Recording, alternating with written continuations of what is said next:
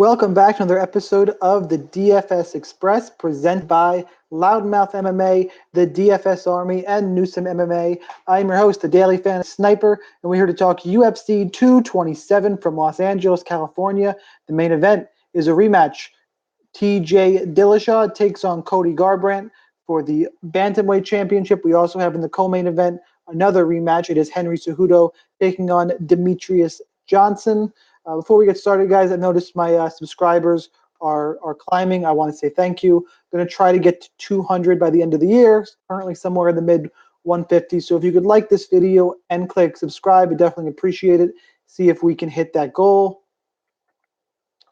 If you're listening to this after the fact through Newsom MMA or Loudmouth MMA, first of all, you should check those guys out. Follow them on Twitter, follow their podcast, subscribe to their channels, all that stuff. Really good guys, other content other than just mine. There's enough MMA content to go around, not afraid to share. So check out content on those sites.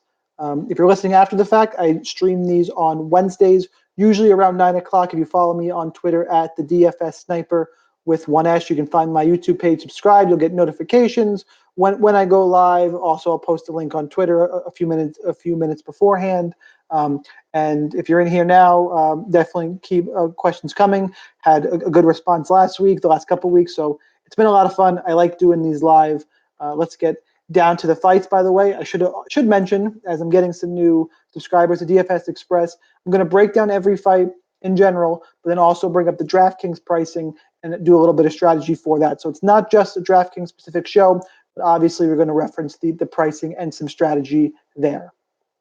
First up, Marlon Chito Vera, 9,300, taking on Waliji Burren, 6,900. And as the lines stand right now, would you believe it? Marlon Vera is the biggest favorite on the card. That is absolute freaking insanity. He is minus 535. Waliji Burren is plus 420. Look, Waliji Burren's bad. I get it. He lost to Rolando D. I understand that. Marlon Vera's been in there with good guys. He subbed Brian Kelleher, and he went to decision in losses against Douglas Silva de Andrade and John Lineker. Marlon Vera, though, isn't a high-output striker, and he can get complacent off his back looking for subs. Waliji Burren, if he does anything well, it's grapple. He's constantly going to pressure and look to grapple. I know he was hurt by Rolando D, and Marlon Vera has more power than D. Vera could get a finish here, but at his price tag, by the way, the prices on this fight, Marlon Vera being 9,300, he needs that first round finish or a ton of grappling points to really pay off. I'm not sure I want to pay 9,300 for Marlon Vera before I pay 96 for Demetrius Johnson. I think DraftKings wise, I think Burren is the better play just as a pure punt. He's going to look to grapple. I'm not going to fade either side of this fight because Vera is the more experienced fighter. He's the higher caliber fighter. So Vera's the pick at 9,300. He's just so damn expensive. He's pretty safe. He's got a floor. He should win this fight. Waliji Burren is live to the grappling, and for the savings of 6,900, I guess he's the preferred play. But the odds just seem off in this fight. Tread cautiously here. Next up, Weili Zhang, 8,700, taking on Danielle Taylor at 7,500. Look, Danielle Taylor is DraftKings poison. Don't play her. I don't care if she's a minus 300 favorite her next fight. She is undersized. She should be an atom weight. UFC doesn't have that division. That's 105ers. So she uses her movement. She has movement and speed, looks to circle, look to land the overhand right. And against Weili Zhang, who's coming in as a minus 250 favorite in her UFC debut, the strategy could work because Zhang is a pressure fighter. Zhang comes forward, looks to throw, will look to take you down, ground and pound. She's just a more active fighter. And from what I've seen on tape, I know she's beaten a lot of cans. She looks like the real deal. She looks like to me she's going to be part of this wave of Chinese fighters who are coming into the UFC like Kenan Song Yadong, that are really making an impact. Those guys are obviously have made their UFC debut, so you can say they're better. I think it's a good matchup for Zhang as long as she doesn't get UFC jitters. If she starts getting complacent and starts playing this game with Taylor, it's going to be a problem because Taylor's just better at that game. She needs to maintain her style, march forward, look for takedowns, use her volume. Between her volume and the potential for takedowns and the size advantage she should have in this fight, I'm picking Weili Zhang. She's always going to be my preferred play on DraftKings because Taylor is not a good DraftKings fighter. So give me Zhang at 8,700. Next up, Alex Perez at 8,400, taking on Jose Shorty Torres at 7,800. The line on this fight, Perez is the small favorite at minus 130, Shorty Torres plus 110. I think people have a misconception in this fight. This is a fight that I'm starting to develop a stronger opinion on as the week goes on. I'll have more how I'm going to approach this fight from DraftKings in the DFS Army Slack chat. If you're not a VIP member, you're watching this on YouTube, click that link in the description. Use the code SNIPER to get 10% off. You'll get what I'm looking to do exposure-wise to this fight, but straight up pick them. And I only say that, I mentioned that in this fight, not just to plug DFS Army, which you should be a member of anyway.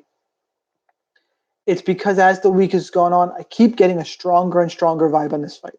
People are all in on Alex Perez. He's gotten a ton of takedowns in his appearances in the UFC, and you saw Jose Shorty Torres get taken down by Jared Gordon multiple times, and Gordon knocked himself out. I get it, but I think that Jared Gordon has better wrestling than Alex Perez. I'm only hesitating because multiple Jared Brooks. I've said Jared Gordon 2 or 3 times. I apologize, guys. That's why I was hesitating. It was Jared Brooks. Jared Gordon was on. He's been on Twitter the last couple of days with that crazy street fight he was in. So that's why the name was stuck in my head. Jared Brooks and Shorty Torres. Brooks took down Torres several times. He has better grappling than Alex Perez. I'm not sure Perez can get Shorty Torres down. Torres in his other fights has shown decent grappling. He took down Gordon once in that fight. He's got good cardio. You go to the Torres side. Perez, I think, is one-dimensional towards the grappling. I think he needs the grappling to win this fight. I think Torres is better on the feet, more explosive striker, better movement, and the grappling is closer than what you would think. The one concern with Torres is the chin. We've seen him rocked a bunch of times. He'll get rocked, pop back up. He's always recovered, though.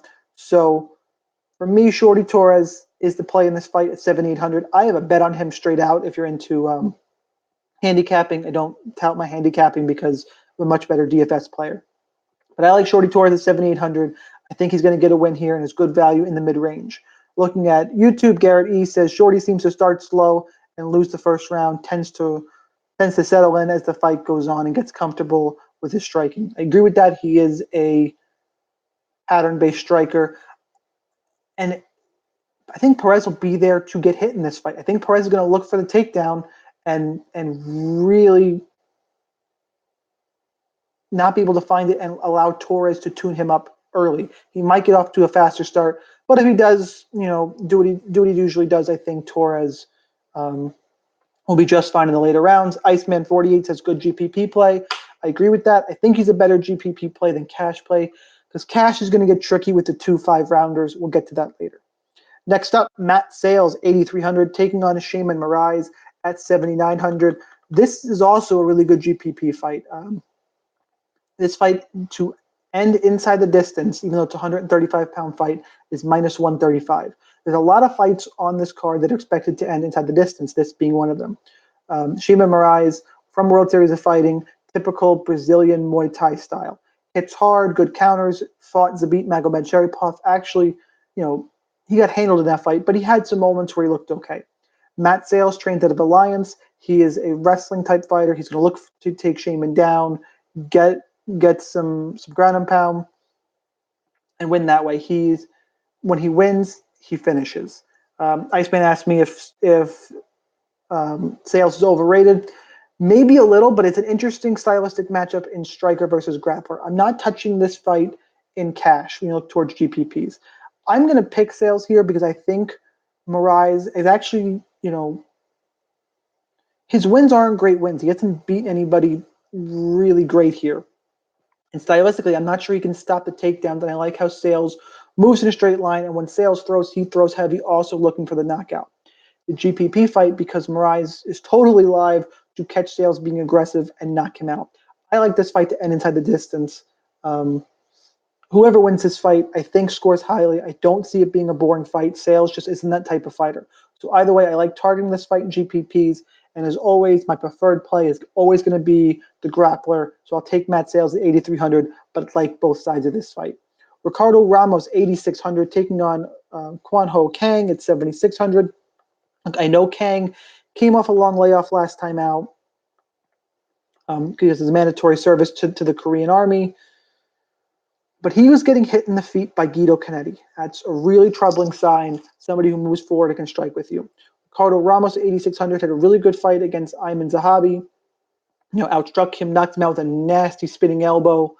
Has some grappling. I think Kang is going, in his UFC wins, is going to look for the takedown here.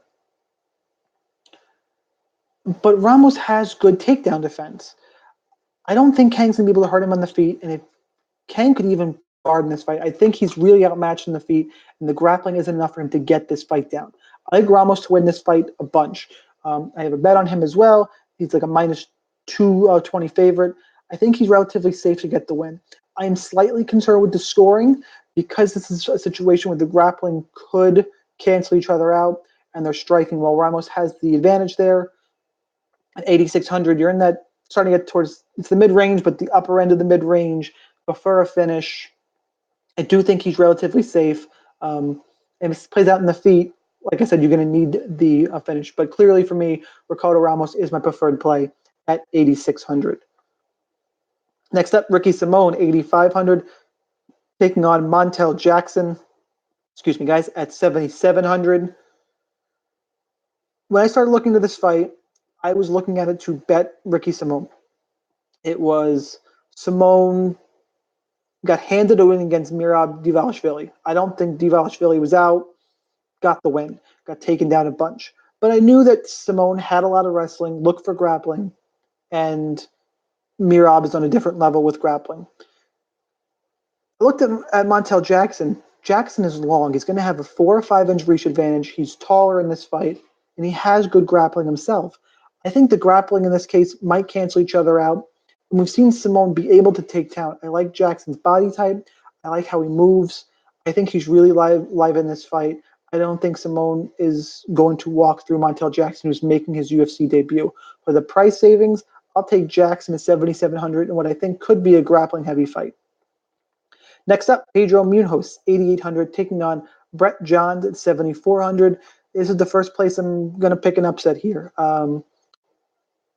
Like straight up, and I'm feeling decent about it. I'm in the camp that Pedro Munhoz is a little overrated. He's about minus 250 right now. Brett Johns is plus 200. I know Brett Johns just got handled by Aljamain Sterling. Aljamain Sterling has a different level of wrestling than Brett Johns. At the NCAA All-American, he eventually got takedowns, and Brett Johns kind of exposed him as one-dimensional. Pedro Munhoz isn't going to be able to do that here. Brett Johns is still going to close distance and look for takedowns. Yes, Iceman, Brett is a plus 200 underdog. I bet on him. I think Munhoz needs to catch a submission to win this fight, which he's liable to do. Munhoz is the better striker if it plays out at range, but Johns is going to pressure. Even in where he was getting worked by Aljamain Sterling, he's going to close the distance, look for takedowns. He has good enough Brazilian jiu-jitsu. He had a calf slicer against Joe Soto. Johns is live here, and if he wins, he's going to score massively with takedowns. So 7,400 is my preferred play. Plus 200, I like him there. I think Munhoz needs a submission. I'm not saying it won't happen, but I have a hard time betting on a guy who I think his best path to victory is a submission. Really, his only path to victory. I think this fight is at worst for Brett Johns going to play out in the clinch unless something happened mentally and he abandons his takedowns after what happened against Aljamain Sterling. I really like him a bunch in this fight. Next up, Thiago Santos, 9,200, taking on Kevin Holland at 7,000. Santos is a big favorite, about minus 420. The comeback on Holland is about plus 300. The better bet in this fight is does not go to decision. It's minus 390. We know who Thiago Santos is. He is a veteran who hits hard. He's got a thunderous leg kick. If he hits you with that, he will lay you out. He's been in the UFC a long time, taking on highly competitive guys. Kevin Holland is making his UFC debut, coming off the Dana White Tuesday Night Contender Series. He is a flashy striker. If he wins, it's going to be by knockout.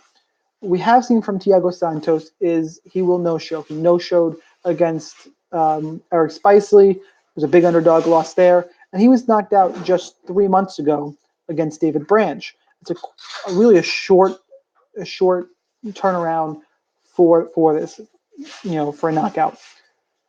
I think this fight ends inside the distance. I don't think either one of these guys are really safe. I don't think Santos is cash safe just because we've seen him be a head case before, and we've seen him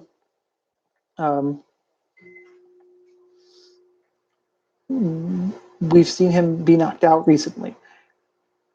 Iceman asks, is Holland playable? I do think he's playable in GPPs because this fight is -4. I think it's -360, somewhere in that high mid -300s, low -400s to end inside the distance. The winner of this fight probably ends up in the tournament, in the winning tournament lineup. Although if Holland gets the knockout, he's absolutely in the nuts. Santos would need a little bit of help there. I do think that Holland is playable. Santos should win, but I like Holland as the flashy striker, stand-up fight. These guys are going to stand and trade. Someone's going to sleep. Preferred play for the price savings, I'll take Kevin Holland at 7,000, but clearly both sides of the fight in play. Next up, Polyana Viana, 8,900, taking on J.J. Aldrich at 7,300. Apologize if you guys heard some noise in the background. My wife was just down here making dinner, which I'm sure you guys heard, but that's what that was. Don't want anybody to freak out or leave me too many comments.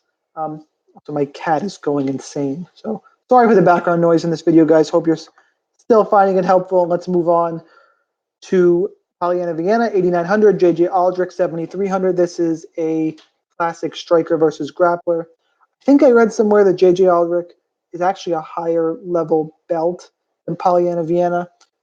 Don't make a mistake about it. Vienna's grappling is better. J.J. Aldrich got a win last time out against Danielle Taylor. It wasn't pretty, but you really can't hold that against her because it's hard to look good against Danielle Taylor. What I am looking at is her not great takedown defense. I think it's about 60%, 40 or 60%, something like that. She was taken down 4 times against Juliana Lima. I think Viana gets her down here.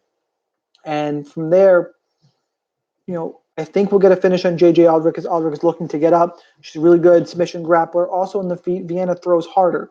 Aldrich's the more technical striker for sure, but Viana is the one who's more likely to throw and hurt you. I know they're 115-pound women, but Viana has a little bit of pop. I think overall she's a better prospect. Even if Aldrich wins, it'll be a point-fighting decision that won't land her in the nuts lineup, where Viana has a high upside, I think a decent floor. She's the preferred play at 8,900. Jason Sweeney says Viana can't box. Her technical striking, I agree. It's a similar situation to, it's not as severe as the example I'm going to bring up. The example that jumps to mind is Mackenzie Dern. Her striking is a little better than that, but technically it's not great, but she throws hard. We saw Dern land against Amanda Bobby Cooper. I do agree that Aldrich's the better technical striker. It's not close, but I don't think she's going to be able to keep distance. And even if she does, the threat of the power shot from Viana is there. Ultimately, I think this fight does play out on the ground. And at some point, Viana gets it there. So I like her at 8,900. Next up, Renato Moicano at 9,100, taking on Cub Swanson, 7,100. Moicano is a big favorite in this fight. He's minus. It's a lot of 420s popping up. It's August, but this is weird. He is minus 420, and Cub Swanson at plus 335. Cub has looked really bad the last 2 times out, losing to Frankie Edgar, losing to Brian Ortega. Went to decision with Artem Lobov, got hit a bunch in the Doo Ho Choi fight. Renato Moicano, on the other hand, has looked incredibly good as of late. Calvin Kattar and him, I was at that fight. Great performance, landed over 100 significant strikes. Striking affair. Everybody thought Moicano was going to look for the takedowns, not want to strike. He outstruck Calvin Kattar pretty handily. Swanson, at the tail end of his career, you have to wonder if he's done, which is what Iceman just asked me in chat. I'm not sure. It's hard to get a gauge on when guys are done. But technically, the matchup just isn't good here. I don't think whether he's done or not. Swanson, I don't think can get this fight to the ground. Moicano's the better technical striker. Moicano hits harder. Swanson, what he has going for him is that really unorthodox style, and that I guess could cause Moicano some trouble here and land something. He lands something big, hurts Moicano, and gets a finish. That's his path to victory. I think it's incredibly unlikely. I don't think Moicano pieces him up for 3 rounds. I think Cub is still tough unless he quits or Moicano lands something monstrous. I think it goes to a decision, but I think Moicano takes a pretty comfortable 3 round decision, 9,100. I do think he is in play for cash games. So give me Moicano as the preferred play. Now we get to our two main events, the co-main event.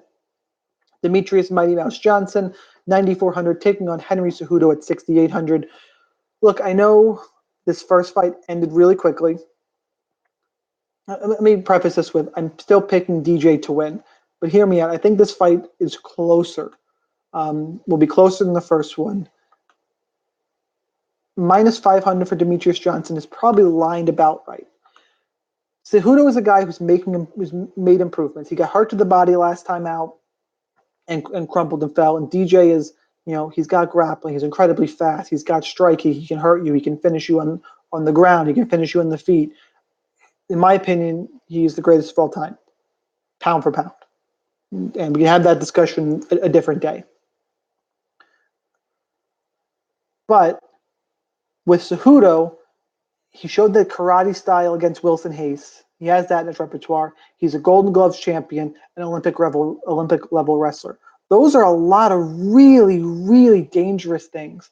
And to expect a 125-pound fight to end in the first round is just, it's not something that I want to get carried away with. I know Cejudo got a takedown in the first fight, and Demetrius Johnson popped right back up. But we saw Tim Elliott control Demetrius Johnson a little bit on the ground. If Cejudo gets 2 or 3 takedowns in this fight, maybe he can do something with 1 or 2 of them. Now, granted, it's a big if. It's just Cejudo has more skills than people think, and people think or just don't like him or dismissing him quickly. And while I believe in Mighty Mouse, I think Cejudo is live in this fight. And I also have just a wonky feeling, and this is just a feeling, that's why the breakdown came first, that something's going to happen here and Cejudo's going to win this fight. It's just a feeling. The breakdown, stylistically, you have to go with Demetrius Johnson as the big favorite. I think Demetrius is going to be regretting he did not take the immediate rematch when he had the chance, and he's going to be moving up to 135 without the title. Just a hunch. The pick is still DJ. I do think the stack is in play for cash games. I think it goes, 5 rounds of 125-pound action. Jason Sweeney says no, he will get pieced up by the knees. And he thinks the speed kills Cejudo. I agree the speed is the biggest factor. The knees are what happened last time. Cejudo's going to be guarding against it, you would think. I mentioned this in a Loudmouth MMA pod. To think a rematch is going to go the exact same way, it very rarely does. Like Holloway, Aldo is the exception to the rule. That fight played out the same way. More often than not, it doesn't. Stack is in play. I'm still picking DJ. I just think the line's a little closer on Cejudo. If he wins, he's clearly in the nuts. I'll have a little bit in GPPs. And just don't full fade Cejudo is kind of what I'm getting at here. I think as an Olympic level athlete with the skills I mentioned, he's alive in this fight. Now we get to the main event. TJ Dillashaw, 8,200, taking on Cody Garbrandt at 8,000.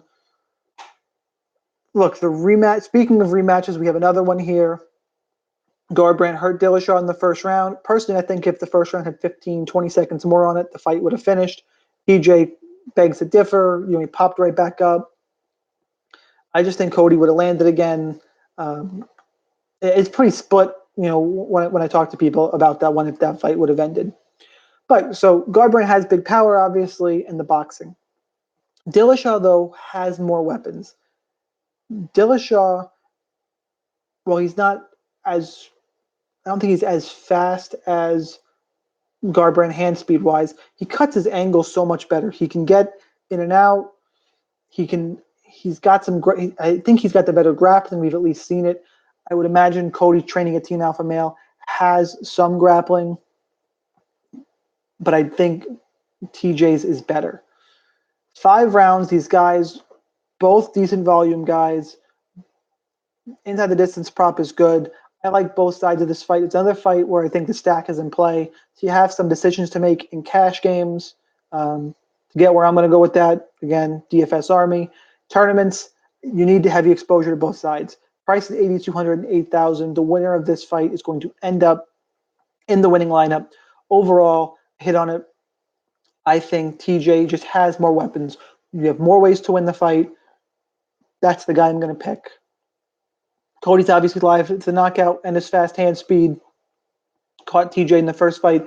Could do it again, but I'll go with the more versatile fighter. So that's what I have for the DFS Express for UFC 227. The guys in the YouTube chat, I want to thank you again. Really appreciate it. Always fun, especially if you returning guys, Iceman, Jason Sweeney.